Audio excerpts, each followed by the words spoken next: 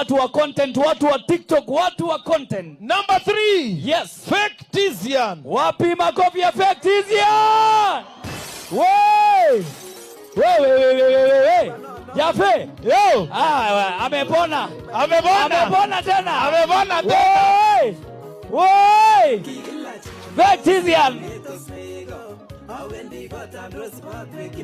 Wow. Mungu ni nani? Mungu ni mwema. Mungu ni nani? Mungu ni mwema. Thank you. Factisian. Number 2. MC Babalao. Wewe. MC Babalao, number 2. Best male content creator. And the winner is Korio Bazoo.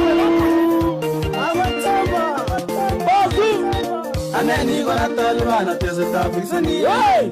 Kaya gaskora gangwani beta. Hey! Bazoo! Natan lo. Ay.